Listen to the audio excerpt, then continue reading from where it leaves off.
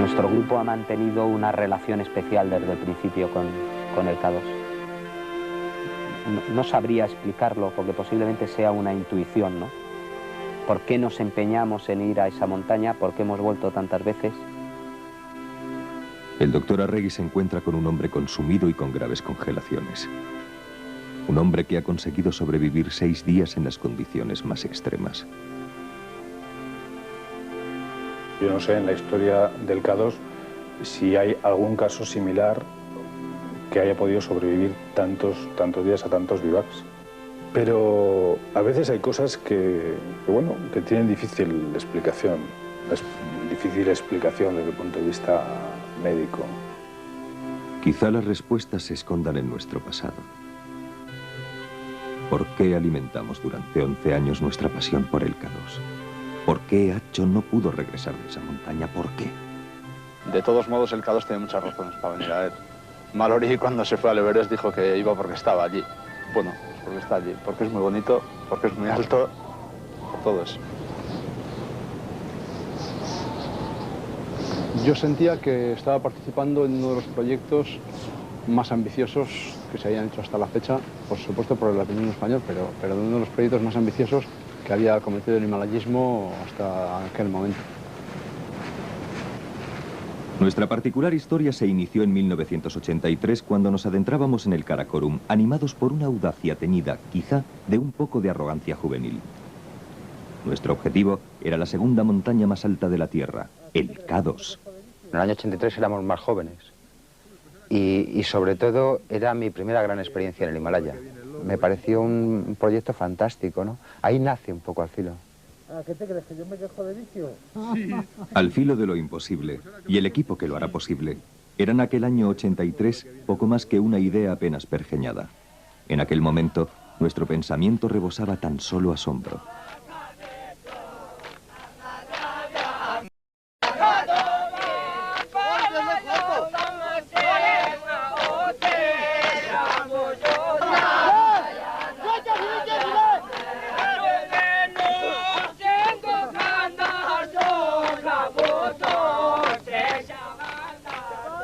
Jamás habíamos visitado un universo de montañas tan fascinante. A nuestro alrededor se levantaban el Uli Biajo, las torres del Trango, cientos de escaladas que podrían colmar nuestros sueños. Pero la silueta del Karakorum 2, del K2, ya se recortaba en la lejanía triunfando sobre el horizonte de cumbres más imponentes que existen. Ya veíamos lo alta e inaccesible que puede parecer el K2. Personalmente no me veía como para subir a la cumbre de esa montaña, la veía demasiado lejana. No me sentía lo suficientemente fuerte o no tenía la suficiente experiencia como para dar todo lo que se necesita dar y llegar a una cumbre como es la del K2. El universo que domina el K2 concentra el mayor número de altas montañas del planeta. Allí se encuentran 4 cimas que superan los 8.000 metros, 10 de las 30 montañas más elevadas de la Tierra y más de 70 que sobrepasan los 7.000 metros. Al igual que todas ellas, el K2 es el portentoso resultado de la colisión de 2 placas tectónicas que hace millones de años lanzó el fondo marino por encima de las nubes. Ese cataclismo geológico gestó una pirámide perfecta de agresivos y afilados perfiles en todas sus vertientes, capaces de atraer y amedrentar por igual.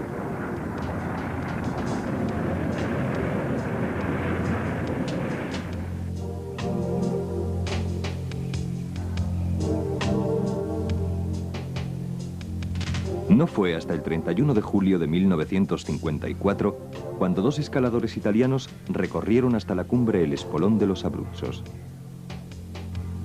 Se convirtieron así en los primeros hombres en conseguir tal hazaña.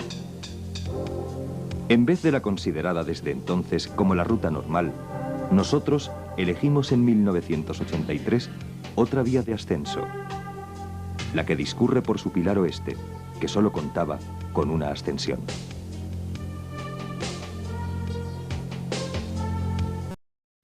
En toda su historia, hasta el verano del 95, el K2 había sido escalado por 124 personas y se había cobrado 46 vidas. trabajábamos con mal tiempo. Llevábamos tanta ilusión por la cumbre del K2 que trabajábamos con mal tiempo y como fuese. Acumulé más experiencia en expediciones al Himalaya en aquella expedición seguramente que en todas las que he hecho después. Fue una historia muy dura.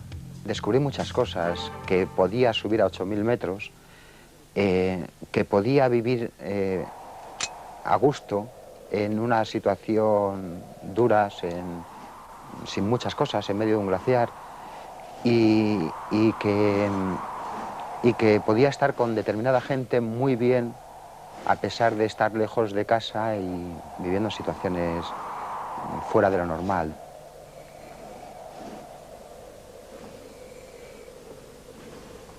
De cuartelillo en el glaciar para los campamentos de altura, señoras y señores radioyentes. Acabamos de recibir, señoras y señores, una petición de Inés para Felicín, el tiempo que te quede libre. Si te es posible, dígame a mí. Si te es posible, dígalo a mí.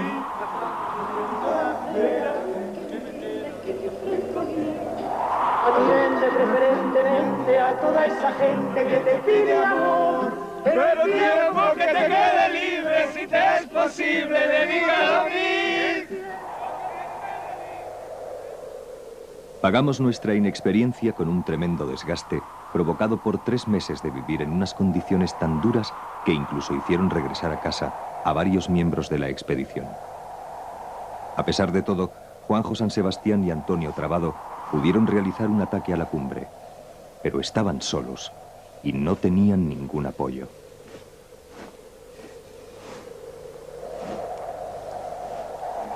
Yo creí que tenían posibilidades y empezaron por radio a transmitirnos que tenían problemas o yo creo, sobre todo notaba su inseguridad, su miedo más que a subir a la cumbre, posiblemente al...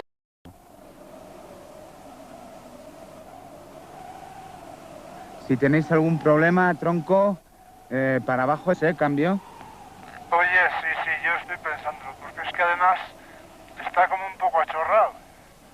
Pues no sé, ya sabes que está achorrado siempre, pero ahora yo lo veo más achorrado. Por ejemplo, le he visto 2 detalles que me han acojonado un poco, ¿no?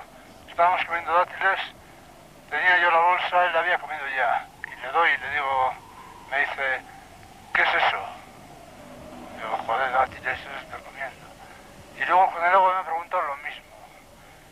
Me preocupa un poco porque pueden ser los primeros síntomas, es que me da miedo decirlo, pero bueno, pueden ser los primeros síntomas de un edema cerebral. Míralo con tranquilidad y bájate, colega, bájate porque no hay que quedarse en ningún sitio, cambio. Yo creo que Antonio no tenía edema cerebral porque luego bajó muy bien. Sin embargo, hicimos muy bien en bajarnos porque nos hubiese costado muy caro el haber continuado hasta la cumbre. Nos quedaban 400 metros y muy pocas fuerzas, muchas menos de las que me parecía a mí en ese momento.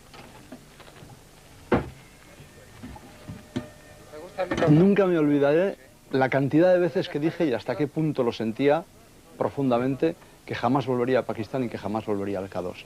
Y recuerdo que en cuanto doblamos la esquina de Concordia, en cuanto ya enfilamos por el glaciar Baltoro hacia abajo y dejé de ver el K2, desde aquel mismo momento sentí que seguramente volvería al K2 en el futuro. Volví 3 veces más.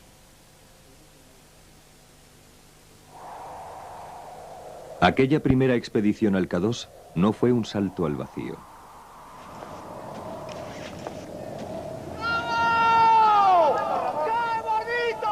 Por el contrario, gracias a ella consolidamos un equipo capaz de realizar y rodar las aventuras de Al filo de lo imposible. Volvimos varias veces al Karakorum a escalar otras montañas e incluso a volar desde alguna de ellas. Aprendimos que la luna parecía regir sus tormentas. Así pues, ella tendría mucho que decidir en nuestro destino cuando regresásemos al K2. En el año 87 ya todo es diferente. En 4 años había cambiado totalmente la mentalidad frente al alpinismo. Había estado ya en una cumbre de 8.000 metros, habíamos hecho un intento al Everest que la montaña no nos dejó subir, pero que nos vimos con posibilidades de subir. En el 87 ya había un grupo formado y sobre todo una idea muy clara, que en el 83 no la teníamos, que era que íbamos al K2 a subir a esa montaña por un lugar muy difícil, con un grupo muy reducido y sobre todo íbamos a filmarlo. Elegimos un estilo más ligero aunque más comprometido para tratar de llegar a la cumbre del K2. Nos decidimos por la vía Cesen al Pilar Sur-Sureste. Nadie había llegado a la cumbre por esta ruta.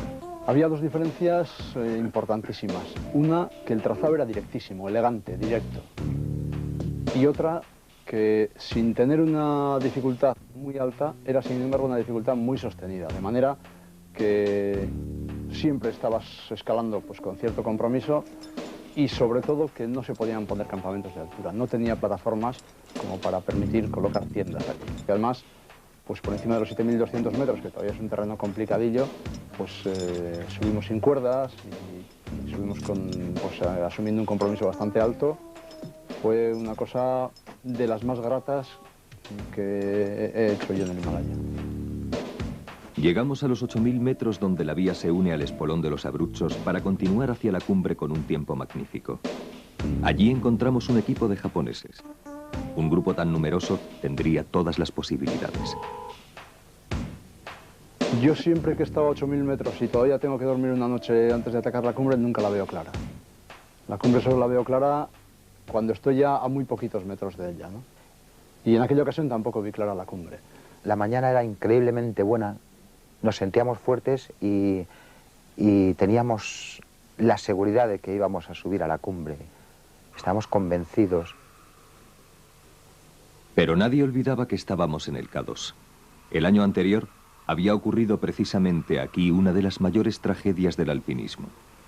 Uno de los supervivientes, Kurt Dienberger, escribió que una montaña no te pertenece hasta que regresas al campo base. Hasta entonces, eres tú quien le perteneces a la montaña. Cuando entramos en el cuello de botella, pues ya nos alcanzó el mal tiempo y así todo continuamos todavía, pues igual 200 metros de desnivel por encima del cuello de botella, hasta que llegó un momento en el que se hacía imposible avanzar. Era una pendiente de nieve muy profunda y bastante pendiente, y era literalmente imposible dar un paso. Justo el año anterior había ocurrido uno de los mayores dramas del alpinismo y esto me daba bastante miedo. Yo sabía que en escasas 4 o 5 horas podíamos estar en la cumbre, pero me daba miedo la bajada. Juanjo no quería dar la vuelta en ningún momento y creo que yo hice bastante presión allí, influí bastante en la decisión de volver. Durante el descenso uno de los japoneses se cayó y se mató. Pero es que lo sorprendente de aquel caso fue en qué lugar se cayó y cómo pudo no parar. Eso, la única explicación que tiene, pues es que él iba totalmente destrozado. La caída fue increíble, fue brutal, porque a la izquierda, a la derecha del hombro tienes casi 3.000 metros de salto hasta el glaciar, la ruta que habíamos seguido nosotros, que la caída fue hasta el glaciar, le encontramos una semana después. Yo lo que saqué en claro de esa expedición es que podía subir a la cumbre del K2, o por lo menos en ese momento podía haber subido perfectamente. Estuve una tercera vez en el K2 antes de la última expedición y fue la vez que menos subimos. Íbamos por la ruta normal y alcanzamos escasamente los 7.200 metros. El tiempo fue nefasto y la montaña no nos dio ninguna posibilidad de intentarla. En el año 94 vuelvo al K2 arrastrado por mi pasado. Es una cosa que no sé si se debe hacer, pero de la que desde luego no me arrepiento. Era un grupo que me convencía mucho, eran mis amigos, y sobre todo me daba mucha envidia la posibilidad de que pudiese subir Ramón, que había estado 3 veces, y que justo esa vez no estuviese yo, y subiese él y no estuviese yo. Me daba mucha envidia. Vamos a cambiar de hombro, ¿no? El grupo era muy fuerte. El grupo era el mejor grupo que se podía juntar para una ruta de ese tipo. Además, aparte de los de Juanjo, Acho y yo, que teníamos no solo experiencia en el K2, sino ya algunos algunas montañas de 8.000 metros, había una sangre nueva, una gente joven con muchas ganas. 11 años de trabajo, pero sobre todo 11 años de amistad. Esa era la diferencia fundamental desde que nos acercamos por primera vez al K2.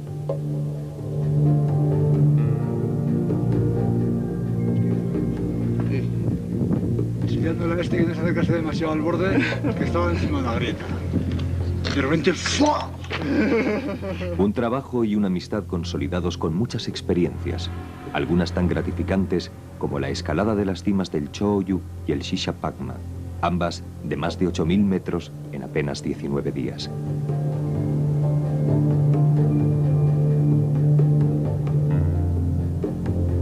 También nos abrimos a otro tipo de posibilidades que enriqueciesen al filo de lo imposible, desde el rafting o el espeleobuceo al vuelo libre. Habíamos conseguido ver el mundo desde 7 cumbres de más de 8.000 metros y desde la más alta de todas ellas, el Everest. Pero no olvidábamos el K2. Todos sentíamos en algún rincón de nuestra imaginación que el techo del mundo o la montaña más hermosa de los Andes, el Cerro Torre, no eran sino peldaños de una escalera que nos devolvería tarde o temprano al K2.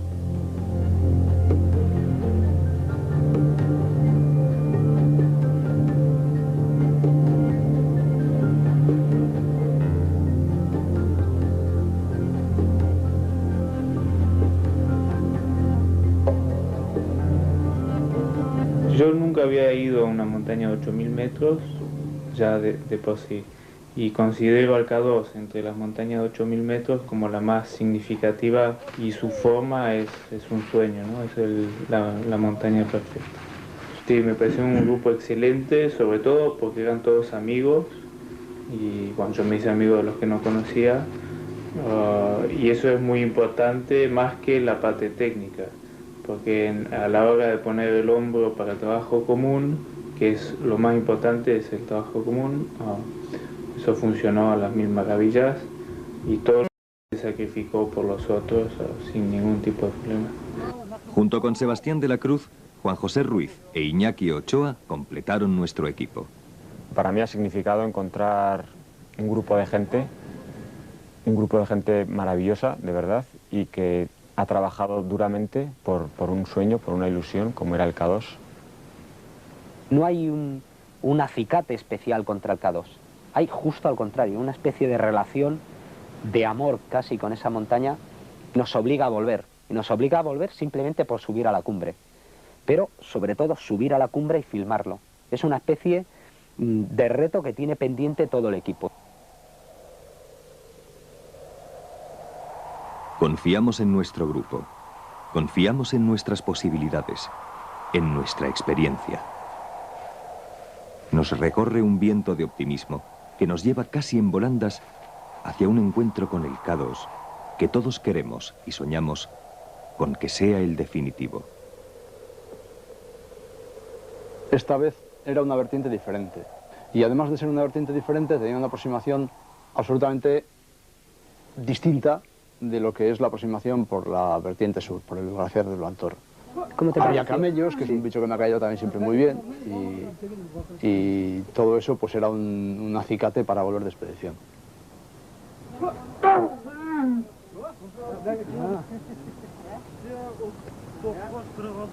Recorremos la asombrosa región de los kirguises, uigures y tayikos. Nuestra caravana de camellos, no muy distinta de la que hace siglos guió a Marco Polo no muy lejos de estas tierras hacia el Gran Khan, nos lleva hasta el paso del Ágil a 4.800 metros.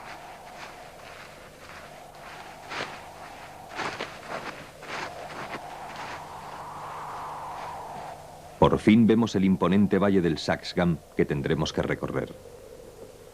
Glaciar, desierto y alta montaña se alternan en uno de los lugares más inaccesibles del planeta.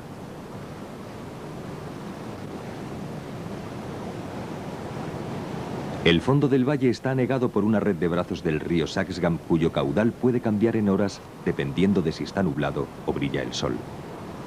No nos queda más remedio que cruzarlo. Recuerdo que en los primeros ríos pasé bastante miedo, pero ya los 2 primeros días no sé cuántos ríos cruzamos, era el mismo, pero no sé cuántas veces lo cruzamos. Entonces, después de haberlo cruzado varias veces y ves que no pasa nada, pues luego te vas tranquilizando. Luego ya cuando estás muy tranquilo resulta que descubres que el camello le tira a Ramón y dices, uy, menos mal que ha sido Ramón.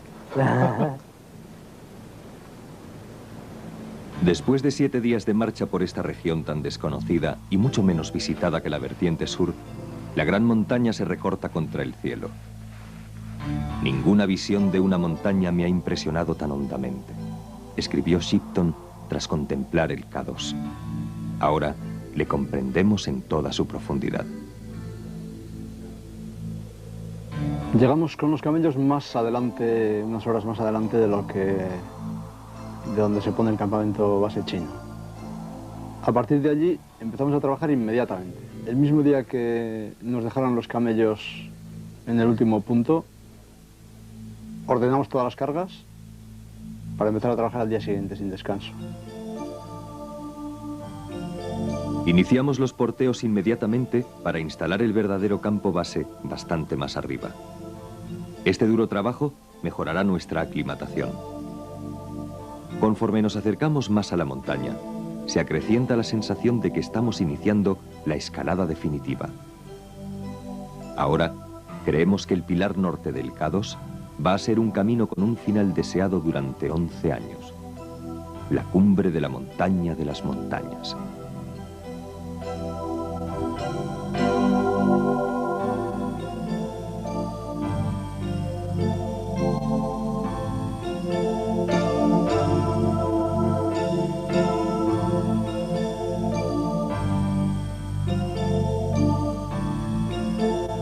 Después de rodear la montaña, de buscarlo por casi todas sus vertientes, después de haber estado a unos pocos cientos de metros de su cumbre en 2 ocasiones, estamos seguros de haber encontrado el camino. Pero las certezas no bastan en una montaña como el Chogori. Aún nos queda todo por hacer.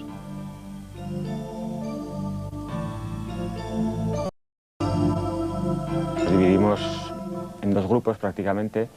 El primer grupo, bueno, primero, por decirlo de alguna manera, íbamos José Carlos Tamayo, Sebastián de la Cruz y yo, y el otro grupo lo formaban Juanjo San Sebastián, Ramón Portilla y Acho Apellaniz. Y bueno, pues como ya se sabe un poco, se trata de trabajar, de no dejar nunca la montaña sola, de trabajar alternándose, 3-4 días trabajando en montaña, mientras el otro grupo descansa en el campo base y viceversa, ¿no?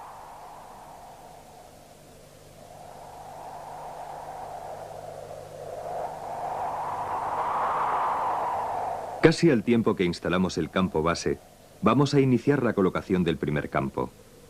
Más que un campo de altura, será en realidad una especie de almacén excavado en una rimalla para protegerlo de las avalanchas. Estos primeros días, el trabajo avanza con rapidez. En el grupo nuestro nos tomamos la vida con más tranquilidad. En el grupo de los jóvenes iban, o sea, que había que amarrarlos para que no saliesen, o antes todavía, ¿no? La gran diferencia era, pues, de nosotros que habíamos estado en esa montaña, sobre todo Ramón y yo, que habíamos estado en esa montaña muchas veces ya, y los que no habían estado y son más jóvenes y corrían más, porque, claro, corrían más. El otro grupo era, digamos, más de gasoil, ¿no? Les costaba más calentar, pero nosotros sabíamos que el otro grupo era el que tenía las reservas, ¿no? Y nosotros teníamos el empiece, el comienzo muy fuerte, muy explosivo, pero bueno, a nosotros, a Sevitas y a mí, José Carlos nos decía que, bueno, ya verás cómo al final los que suben son los otros, ¿no? Porque nosotros empezamos muy explosivos, pero ya se veía que los otros tienen mucha experiencia y van cada día también ganando, ¿no? Empezamos a trabajar muy bien. Los 2 grupos tirando muy fuerte hacia arriba, transportando mucho peso porque no llevábamos serpas. En ese sentido sí que se hizo duro el K2 porque el no tener ninguna ayuda, el tener que montarlo tú todo, el tener que ayudar con las cuerdas fijas y el tener sobre todo que subir el peso, significa que hay muchos kilos que subir y son muchos viajes hacia arriba por una zona que no es andar, por una zona que es escalar. La ruta norte se nos descubre como una áspera en la que no podemos tomarnos un respiro. A su pronunciada inclinación se unen las dificultades añadidas por un año especialmente seco. La falta de precipitaciones la ha convertido en una pared de hielo duro como el granito y liso como el cristal.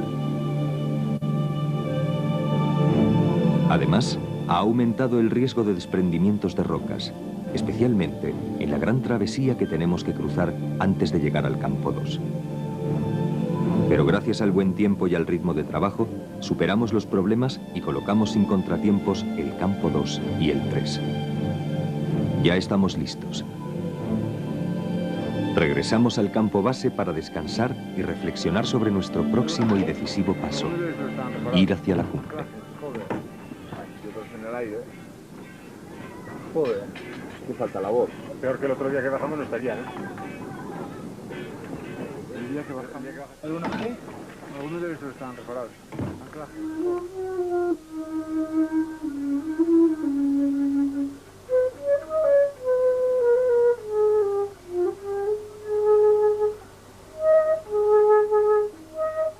Desde un principio ya hablamos en el campo base, la intención es ir los 6 hacia la cumbre, porque se piensa entre todos que es la opción que más oportunidades nos da de llegar a la cima filmando y de llegar a la cima con seguridad.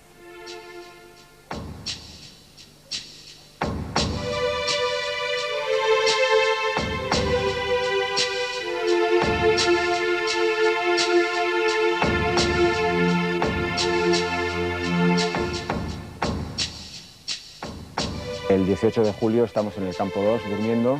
El tiempo es un poquito inseguro, ha cambiado. Ha estado haciendo bastante bueno para lo que es el K2, pero este día ha cambiado. Entonces, José Carlos y Sebastián de la Cruz salen del campo 2 hacia arriba con idea de intentar hasta la cima. Y los demás tardamos en decidirnos un poquito más porque veíamos el tiempo inseguro. Pero un poco más tarde, una hora después, hora y media después, arrancamos también para arriba pensando que tampoco nos va a dar muchas oportunidades el K2 y que hay que estar arriba si quieres aprovecharlas, ¿no? Era una escalada, digamos, técnica, había roca, había nieve. Las cuerdas fijas que utilizábamos no eran las que habíamos puesto nosotros, sino eran las que habíamos podido apañar de otras expediciones. Y no era una zona en la que subías un poco fiándote tú, ¿no? Pero en un momento dado vi que las huellas de José Carlos y Sevitas se iban hacia la izquierda, hacia un lado más fácil, en teoría, con menos nieve. Esa noche había nevado un poquitín, entonces me fui hacia allí. Había una cuerda fija vieja. Era una zona, digamos, rocosa, fácil, pero de no perder la atención, ¿no? Era como un muro de unos 60-70 metros. Y bueno, pues le metí el Yumar para ir ascendiendo por la cuerda fija. Y al llegar arriba, pues en uno de esos descansos que haces colgado de la cuerda, prácticamente en la cima del muro este, me saltó la cuerda fija. Bueno, el caso es que caí por todo el muro, digamos, rebotando pues unas 5 veces en 80 metros. La primera impresión es te vas para atrás y te caes, ¿no? Y dices, bueno, me voy a matar. Y la siguiente es ya después del primer rebote, el primer golpe fuerte se lo llevó a la mochila y después de este golpe fuerte dijo, bueno, al siguiente golpe, ya que no ha sido este, a la siguiente lo voy a ver todo negro, ¿no? Ese fue el recuerdo que tengo de lo que pensaba mientras caía, ¿no? La verdad es que la sensación es de sorpresa pura, ¿no? Me sorprendió el estar vivo, me tocaba la cabeza, veía que sangraba por la nariz y que, bueno, me dolía la espalda, me dolía el brazo, no podía respirar porque tenía las costillas rotas, pero la sensación de estar vivo, de decir, bueno, pero si estoy bien, si puedo incluso moverme, ¿no? Bueno, tenía la cara ensangrentada, desencajaba, se le veía que se movía con mucha dificultad. Lo último que me puedo esperar de una persona así es que diga, fílmame, para que quede constancia de esto y tal. Dices, pues ya te filmo, pero la verdad que me dejas. Lo lleva con bastante entereza, pero vamos, yo creo que tiene una avería. La bajada fue mucho menos penosa que si Iñaki no hubiese sido Iñaki, no hubiese sido Navarro. Ya con las 3 costillas rotas y el brazo roto, fue realmente admirable cómo aguantó el tipo hasta el mismo campamento base. Y ellos, claro, iban con la motivación de la cima, se les borra al instante. Yo no vi ni una sombra de duda ni un instante de que tenían que bajarme de allí y enseguida, ¿no? Y le tocó a Acho pues el estar conmigo, el ir ayudándome. Incluso, bueno, al final yo ya bajaba sin fuerzas, con muchos dolores, porque los primeros momentos aún estás un poco anestesiado y no notas tanto, pero cuando ya pasan 8 horas y seguimos bajando, porque yo iba muy lento, pues Es la ayuda psicológica lo que te va manteniendo, ¿no? Y la de Acho en este caso fue básica. Me iba todo el rato consolando, me iba animando, me ayudaba, bromeaba incluso, y esto es algo que no se paga.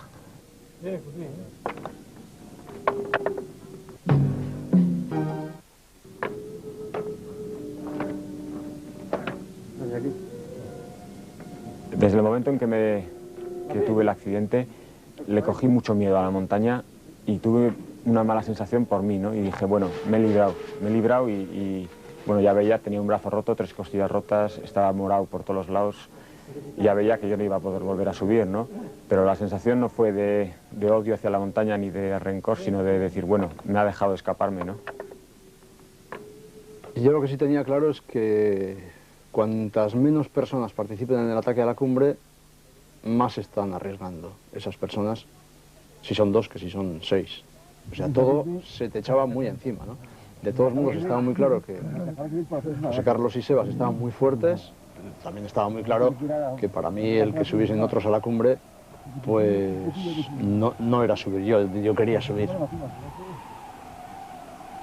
El accidente de Iñaki nos obliga a replantear radicalmente toda nuestra estrategia para llegar a la cumbre. José Carlos Tamayo y Sebastián de la Cruz, que ya iban para la cumbre cuando ocurrió el accidente, son los primeros en salir. A partir del campamento 4, a casi 8.000 metros, todo será una incógnita y una duda. Nadie de los escasos alpinistas que han subido hasta la cumbre por esta vía ha podido evitar tener que pasar una noche al raso. Es una zona delicada, muy técnica, que requiere mucha atención y sin cuerdas fijas que den algo de seguridad. Ellos, mejor que nadie, saben que el esfuerzo requerido para una difícil escalada en hielo a más de 8.000 metros y sin oxígeno suplementario será sin duda tremendo.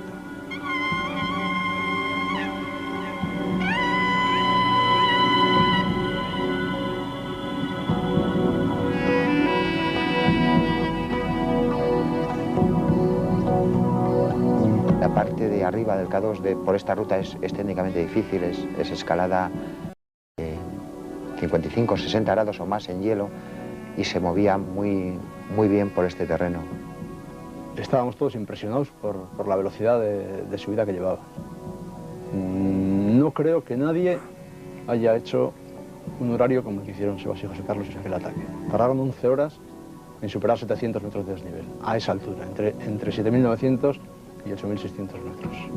Yo creo que eso es todo un récord. Nosotros fuimos muy rápido, que basábamos nuestro éxito en la velocidad. Me resultó más fácil subir una pared muy inclinada y muy técnica que hacer una caminata larga por una arista, como son la mayoría de esas montañas, por el hecho de que asciendes muy rápido a la altura de la cumbre y no tienes que caminar ni permanecer mucho tiempo a esa altitud, ¿no? Subiendo sin cuerda para ir más rápido, asumiendo un alto compromiso, José Carlos y Sevitas llegan hasta los 8.616 metros que separan la cumbre del K2 del Mar un 30 de julio. Un día antes del 40 aniversario de la primera ascensión realizada a este coloso. Para nosotros es una efemérides más íntima. Celebramos 11 años de alimentar un sueño que se hace verdad por fin en unos minutos de realidad, contemplando el universo del Karakorum desde su cumbre más alta. En el 83 nos hubiésemos ahorrado 11 años, cambio. Pues seguramente, porque yo es la primera vez que vengo. Bueno, y tú vete preparándote, que ya sabes. En ningún momento, en ninguna expedición he dado por bueno, y menos en esta, que si otro sube a la cumbre, me considero yo también subido. En todas las ocasiones que he estado en el K2, consideraba que tenía que subir yo. Pero una cosa que me llama la atención poderosamente es que José Carlos comenta que se les ha congelado la cámara y no han podido rodar un solo plan. Entonces yo, aparte de las ganas que tenía de subir yo también a la cumbre, pues le digo a Acho, tenemos que subir porque esto hay que filmarlo.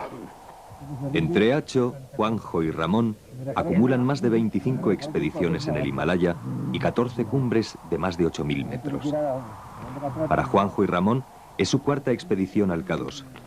Acho Es el alpinista español 8000. Saben, pues, perfectamente a lo que se enfrentan cuando salen del campo base camino de la cumbre. Los tres, Ramón, Nacho y yo, y tuve el presentimiento de que yo por aquel corredor, por la banda, un corredor oblicuo que sale a la izquierda para coger la lista final, tuve el presentimiento de que iba a pasar por allí. Lo que no tuve después es otros presentimientos de cosas que pasaron luego, pero aquel presentimiento de que iba a llegar hasta la lista cimera sí que lo tuve.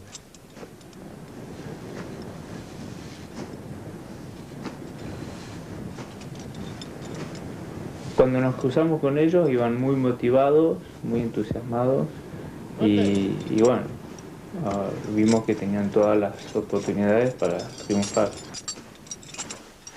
José Carlos y Sebas ya están en el campo base, ya están a salvo. Solo ahora pueden considerar que el K2 es suyo. Llevan en el rostro el esfuerzo que les ha exigido esta montaña para llegar a su cumbre. Sin embargo, para sus compañeros empieza una dura lucha. En el campo 3, por la noche, yo vomité todo lo que había bebido, entonces al amanecer les comenté que si por lo menos el desayuno no conseguía beber agua, que si lo vomitaba me daba la vuelta. Es lo que ocurrió, vomité todo el agua que tomé.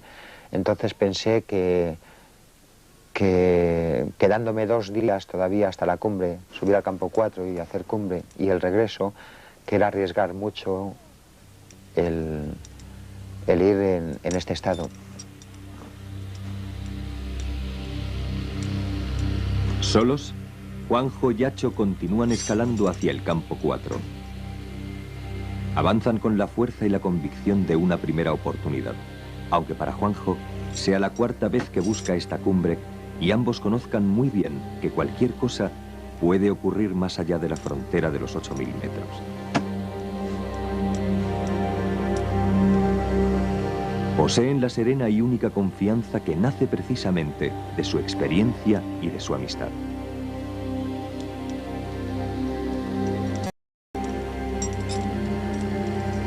Es una escalada dura y exigente, al límite, donde siempre hay que estar vigilante, donde no hay un minuto de descanso. Una de las grandes escaladas de los Himalayas.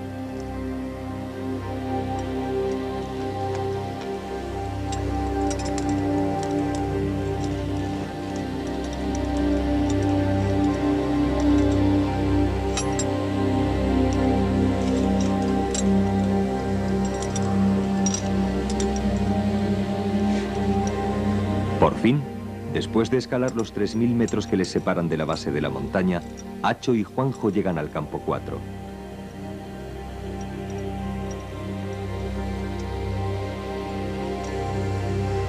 A pesar del esfuerzo tan agotador, están contentos. El esbelto espolón norte del K2 está a sus pies. Sin hablarlo siquiera, ambos sienten que este momento tiene para los dos un sabor muy especial. Por encima de sus cabezas, casi 700 metros de incógnitas y dificultades les separan de la cumbre. Saben que superar esos cientos de metros puede llevarles más de un día de escalada. Hubo un comentario antes del ataque nuestro a la cumbre, un comentario de Ramón, que me cambió la visión totalmente, me cambió la visión que yo tenía hasta ese momento. Ramón, no sé exactamente la frase que dijo, pero vino a decir que en una montaña como el K2 no puedes ir pensando en no bivaquear. Si tardas lo suficiente como para tener que bivaquear a la bajada, pues tienes que afrontar un bivac en esas condiciones. Entonces eso me cambió totalmente mi disposición hacia el K2. Dije, bueno, vamos a por todas.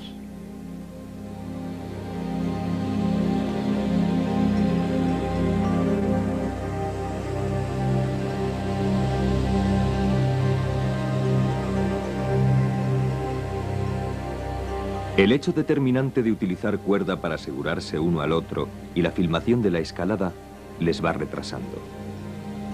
Cuando por fin acceden a la arista cimera, donde terminan las dificultades, ya es muy tarde.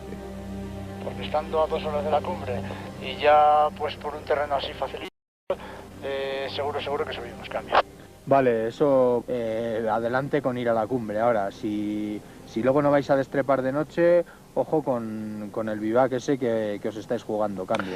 Me preocupó que estaba muy tarde, ya serían las 8 de la tarde, pero sobre todo porque yo desde abajo veía que el tiempo estaba cambiando. Empezaban a entrar esos cirros de altura que anuncian un cambio de tiempo.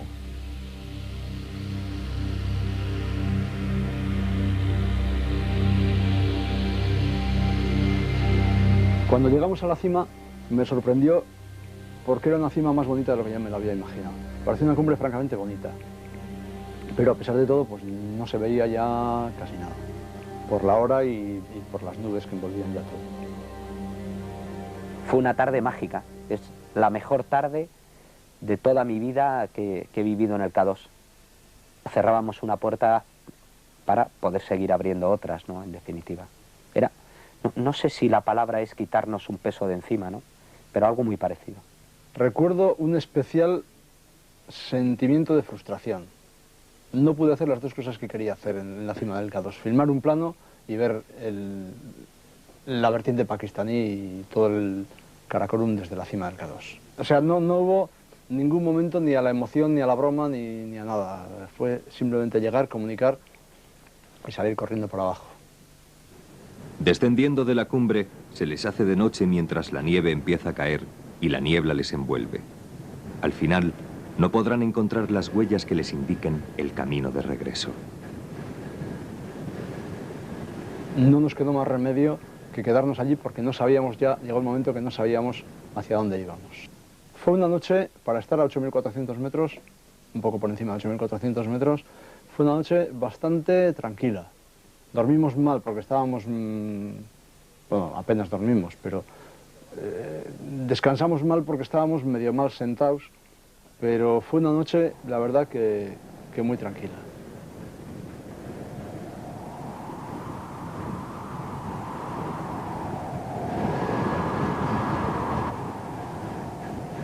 Al día siguiente el tiempo era muy malo, eso ya sí nos preocupó. Hubo un claro.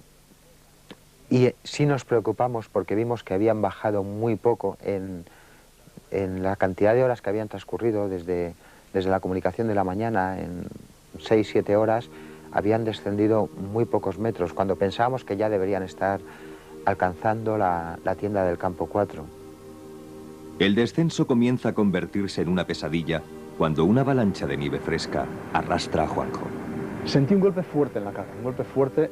Y no una pérdida de equilibrio, sino con el golpe como salía disparado hacia abajo. Y a partir de ahí pues ya pensé un poco lo peor, ¿no? Pensé que me acordaba perfectamente, en función de la inclinación de la nieve, de la pendiente, iba calculando yo creo que al milímetro o casi la distancia cada vez menor que me separaba del corte al vacío. Me di cuenta de que estaba en el mismo borde de los Erax.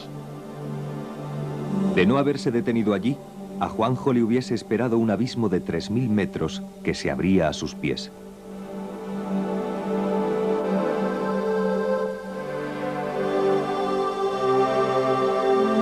Había perdido la frontal, las gafas, la cámara de filmar, los 2 carretes que había filmado, mi cámara de fotos y los 2 piolets. Cuando se recupera, Juanjo inicia la subida hacia el campo 4. Pero ninguno de los dos consigue llegar a la seguridad de la tienda. No me atreví a salir, dije, prefiero pasar la noche aquí que arriesgarme a matarme, aunque estaba a 10 minutos escasos de la tienda. Juanjo pasará una noche terrible entre el frío, el sopor y las alucinaciones provocadas por el agotamiento y la hipoxia. Me sorprendía a mí mismo la fuerza de las cosas que yo veía, las veía. O sea, no es como cuando echas un sueñecito corto que has soñado algo, te despiertas y te has dado cuenta que estás soñando. No, era una visión muy real. Primero apareció un inglés, un alpinista inglés, que no era Alan Rose, pero a mí me recordaba mucho a él. O sea, yo sabía que no era Alan Rose, no era ningún tipo de de alucinación, de que de repente se te aparece alguien que se ha matado en el K2 hace años. No era ninguna clase de alucinación de ese estilo. Y luego una compañera de trabajo que me decía que allí había un sistema de pensiones y que llamase a la puerta, que me iban a abrir y que iba a poder pasar la noche muy bien. Al día siguiente llegué inmediatamente por la mañana a la tienda del Campo 4 y me dediqué a hacer comida y, bueno, a hacer bebidas sobre todo y a comer algo. En esta historia es fundamental que la avalancha le hace bajar 300-400 metros rápidamente. Y pudo llegar luego posteriormente a la tienda y empezar a beber. Y yo pienso que eso es absolutamente básico. En ese momento la hipoxia, el cansancio, pero sobre todo la deshidratación tremenda que llevaban, fue el primero que pudo empezar a poder beber un poquito de agua. Yo creo que eso es lo que en este caso diferencia la evolución de Acho y la evolución de Juanjo. Al mediodía o un poco más tarde empezamos a ver moverse el punto y abrió el walkie, era Acho. Él casi no podía comunicar con nosotros porque no tenía baterías, pero vamos, conseguimos llegar a una comunicación. Nosotros le hablábamos y él nos contestaba con toques de walkie, apretando el botón. Al principio le pudimos entender que estaba bien y es cuando empezamos a comunicar continuamente con él. No queríamos que gastara pilas, pero sí que tuviera siempre el walkie abierto para nosotros poder desde abajo animarle. Y entonces nos turnábamos para convencerle de que tenía que caminar, de que tenía que bajar de allí como fuera. Desde abajo, desde el campo base, es horrible vivir esta situación porque no puedes hacer nada.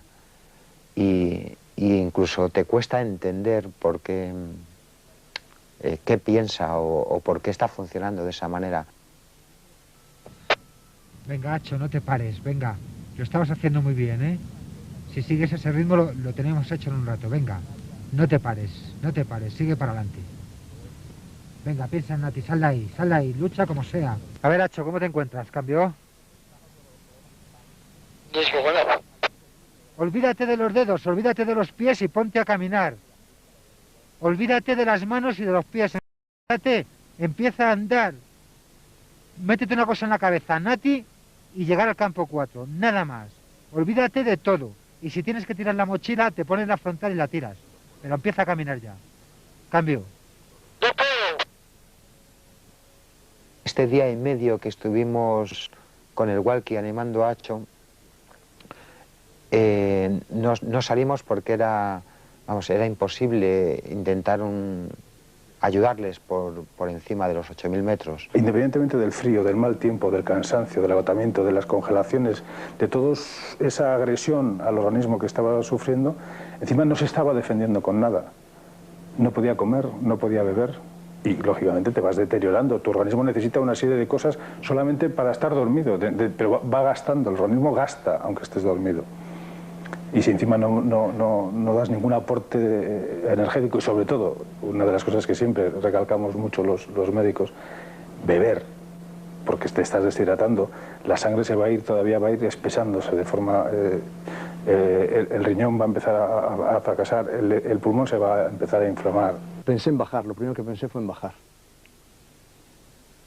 Pero inmediatamente pensé que si hacía eso y le dejaba eso allí no iba a poder vivir con ello. Volví a animarle y cuando vi que no venía hice agua, llené la cantimplora de agua y salí confiando muy poco en mis fuerzas. Recorrer esos 150 metros le costó 4 horas. Le di el agua, agradeció mucho el agua, dijo qué rica está. Y conseguí que llegase hasta el punto más alto de la subida, hasta el punto más alto, y ya le dejé allí. Dije, bueno, voy a la tienda, voy a hacer más agua y te espero en la tienda. Estos serían unos 20 metros de desnivel. Le costó 3 horas. Cuando por primera vez le vi aparecer que ya bajaba hacia la tienda, me puse a llorar de contento. O sea, ya veía que estaba salvado. Yo ya sabía que había que subir a ayudarles como fuera. Salimos muy temprano, llegamos ese día al campo 2, Recién pudieron salir a las 7 de la tarde del campo 4 hacia el campo 3, con lo cual nos dio a entender el grave estado que estaban, porque ya no funcionaban, ¿no?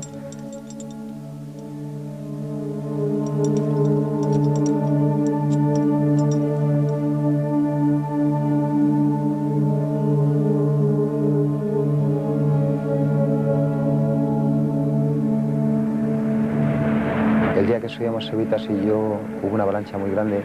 Justo cuando pasábamos la zona de peligro cayó una avalancha de piedras. No nos pilló por unos metros, pero fue un momento de mucha tensión. Yo en concreto pasé muchísimo miedo. No teníamos más opción que seguir para arriba. No pensamos en este momento en nuestra seguridad, ¿no? Si piensas un poco fríamente en las condiciones que estaba aquello, te hubieras dado la vuelta, pero en ese momento no estábamos pensando en escalar ni en subir a ninguna montaña. Simplemente pensábamos en que teníamos que ayudar a nuestros amigos. Yo estaba convencido que íbamos a salir los dos con secuelas. Hombre, lo comenté muchas veces con Nacho. Ahora nos queda un ratico de estar en la cama, en Zaragoza y tal, en la misma habitación. Eso lo llegué a comentar.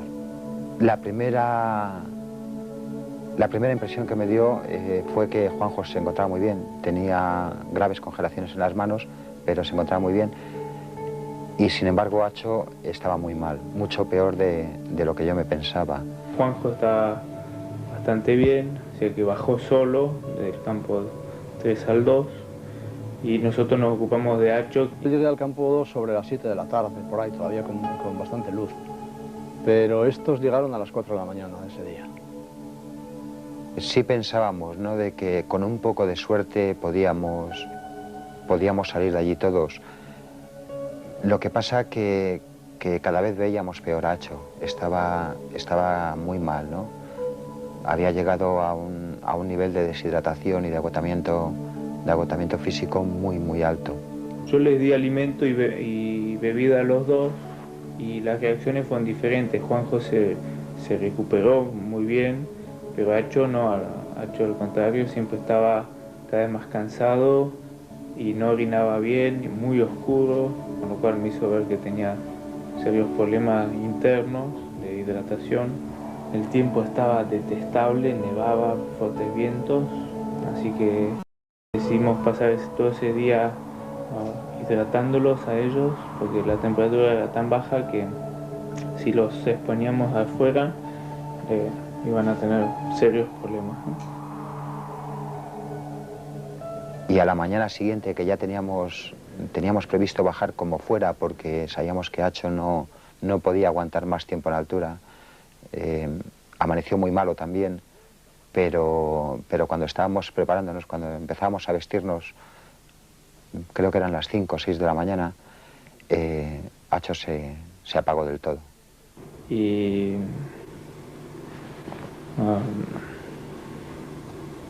bueno, ahí falleció Acho. Estábamos charlando y dejó así de funcionar. Y bueno, ahí intentamos resucitarlo con boca a boca y masajes cardíacos. No dio resultado y bueno, nos tuvimos que dar por vencidos, ¿no? Entonces dijimos, bueno, venga, vamos para abajo. Y fue en ese momento cuando Acho, ¿qué pasa? Venga, levántate. Pues se había apagado como un pajarito. Decidimos enterrarlo en una tienda y bajar lo antes posible con Juanjo porque ya no podíamos hacer nada por Acho y había que evacuar a Juanjo lo antes posible para evitar... Ya sabíamos que no corría peligro, su vida no corría peligro, pero queríamos evitar en el mayor grado posible las amputaciones. Después ya una vez que sales de todo aquel fregado, de todo aquel infierno, llegas al campo base y empiezas a notar su falta y las veces que le vas a echar en falta después, ahí sí que fue a ese nivel lo más duro.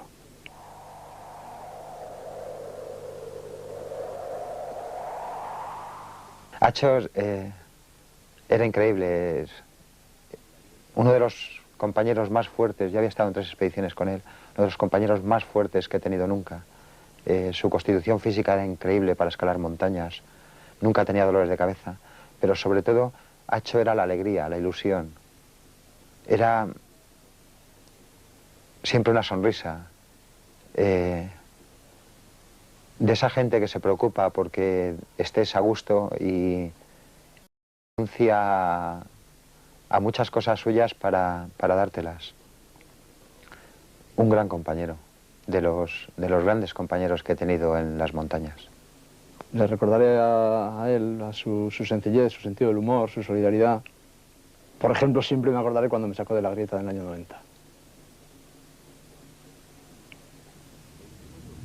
Cuando me esperaba en el año 90, yo bajaba el último y me esperaba y me esperó muchas veces y me caí en la grieta y echándole muchísimo ingenio, muchísima paciencia me sacó de aquella grieta.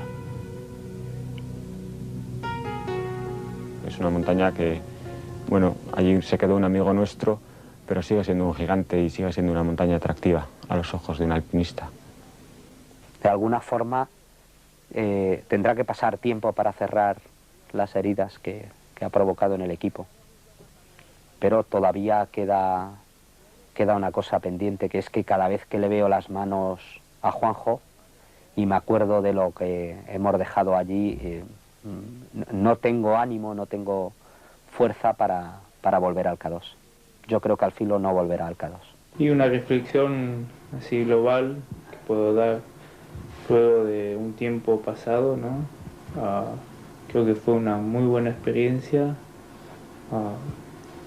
que por supuesto con este tipo de cosas tiene sus riesgos, hay que asumirlos, que te vaya bien o te vaya mal. Fue una muy linda experiencia, sobre todo a nivel alpinístico y humano. La parte técnica hemos, en un estilo liviano, de expedición ligera, usando el planteamiento clásico de usar cuerdas fijas y todo eso, nos pudimos hacer por una de las paredes más complicadas del K2, que es una montaña muy complicada. Y bueno, eso, el haber tenido éxito en este desafío que nos habíamos puesto nos da fuerzas para la vida. A priori yo creo que no hay nada que merezca la pena de la vida de nadie, y mucho menos la vida de un amigo.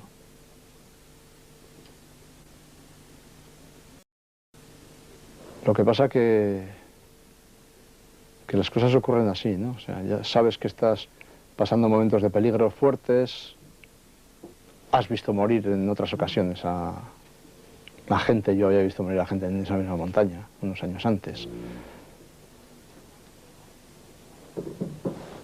Pero no hay vuelta de hoja. Tampoco tienen vuelta de hoja los dedos. De todos modos, los dedos es lo que menos me importa en este momento, después de todo lo que ha pasado, ¿no? Lo que sí recuerdo es que en el K2 en el 83, cuando vi por primera vez el K2, me emocioné. O sea, me parecía una cosa maravillosa, una montaña querida, bonita. Y ahora el recuerdo que tengo del K2 es una montaña a la que no quiero nada. O sea, es una montaña que siempre nos ha tratado fatal y que encima se ha llevado a un amigo, ¿no?